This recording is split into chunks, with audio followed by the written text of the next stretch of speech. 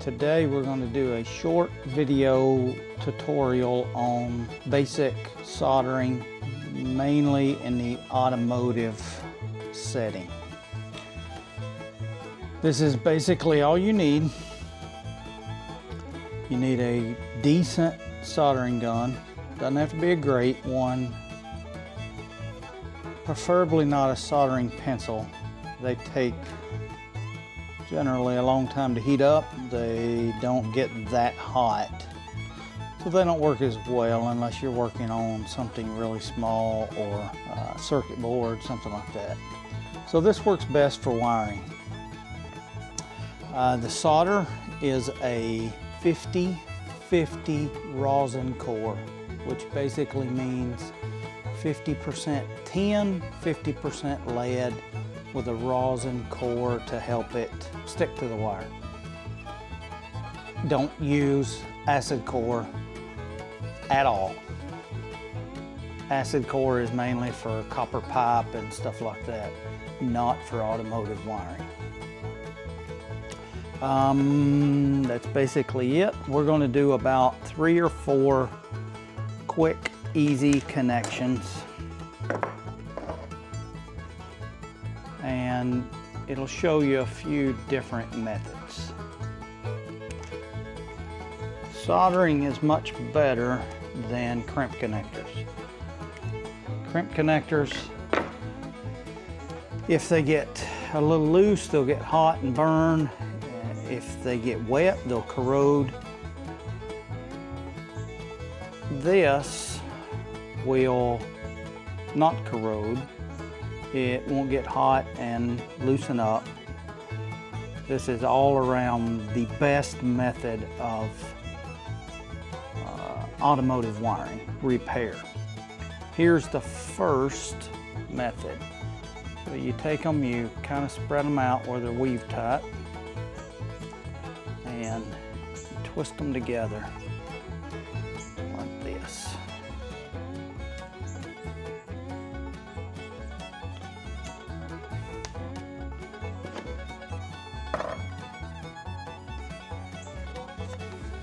So when you solder, the main thing people do wrong is they heat the solder, not the wire.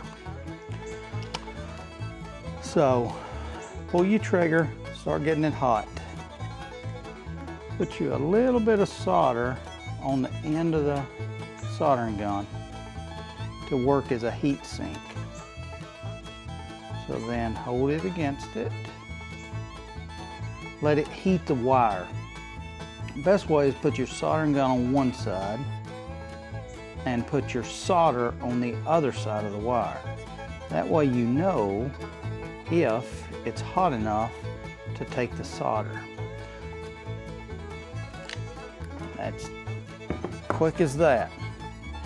Give it a few seconds, see how it's shiny. It'll start turning a little dull. When it turns dull, that means it's cooled off enough to be solid. See how far down the wire it went? So that's the idea, is to get the solder to spread out and really stick well. So you can use shrink sleeve if you have it. Quick as that, you're done. Good solid connection. Probably will never give you trouble ever again. Okay, the second way, I usually do this way with smaller wires, and I'll do this way with a heavier gauge wire. Again, take your wire, kind of unweave it. Then take it, weave them together, just like that, and twist it.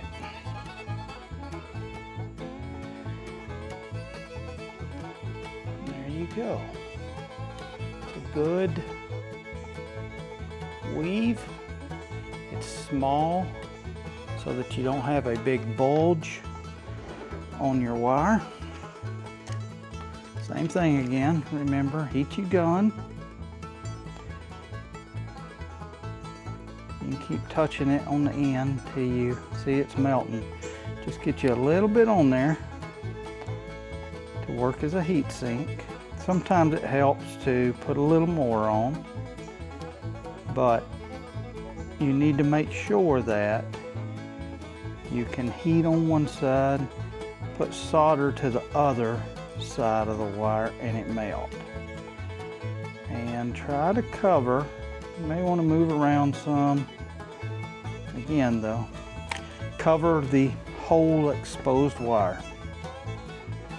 Wait for it to turn a little dull. There you go. Now what I do a lot of times is I'll do this just because some of the wires, you get a single strand will poke up and it'll stick through the tape or the shrink sleeve. Now you can do this, if you don't have shrink sleeve, this works just as well. If you'll do it while it's still hot, put it on there pretty tight, not too tight because the heat will actually melt through the tape. But if you will put it on there while it's really warm,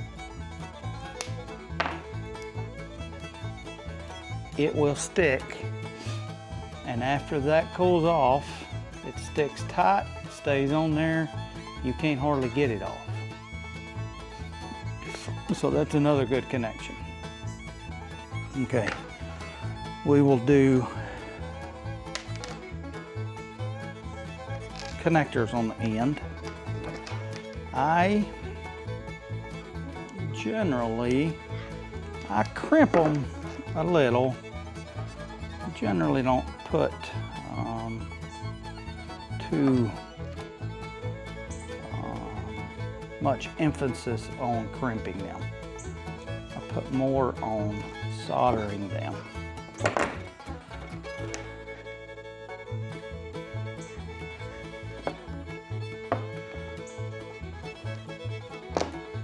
Just find you some way or another to hold it. Now when it's on the car, the wires on the car, tends to be a little easier. But again, let me bend this down. You can see it. Do the same thing with this as you do with a bare wire. A little solder into your gun, so it'll transfer some heat. Put just a little pressure on it. It's starting to melt. Just be patient. There you go.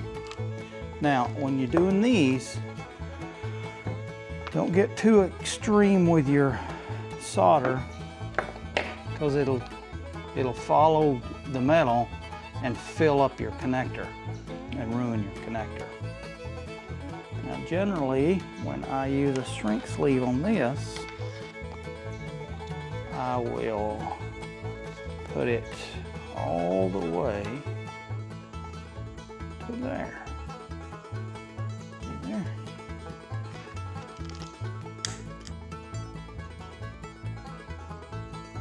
There you go. You got a nice tight fit. Now, there's one more thing I want to show you that you can do. I've done this through the years a lot on race cars and four-wheel drives that get bounced around a lot and vibrate more than usual. What I will do is, it's called tinning, where you basically get the wire or you get whatever you're soldering soaked in solder to make it easier to connect. So we'll just do the same thing right here as the connections, get some solder on it. Now, so on switches, a lot of times on four-wheel drives and race cars, it bounces around and the connectors will loosen up. So what you can do, you have to be a little careful, but heat your gun up really well, because you don't want to push it on here and heat it up. Then you're heat soaking the whole switch. So what I want to do is get my soldering gun really hot, so I'll hold the trigger down for about 20 seconds. I'll get it really hot. Then you just hold it down real quick, put your little solder on, pull it back. See how that is? See there? Now, so you got the switch that has solder, you got the wire that has solder. Again, heat your gun up really well before you start. Once you get it, I usually heat my wire, press it on there. Doesn't take but a second to melt the two piles of solder together. And there you go. Now, put this out of the way.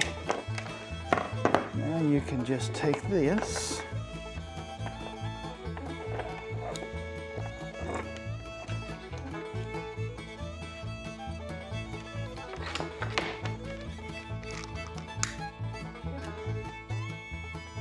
and there you go. Now you got a connection on whatever switch you have that you don't have to worry about it coming loose, getting knocked loose, vibrating, getting corroded if it's in a wet setting. Doesn't matter. You're not ever going to have trouble out of it. So there's your tutorial on how to solder. Remember, heat your wire, not your solder. That's the main thing. Hope this helped y'all. Thanks.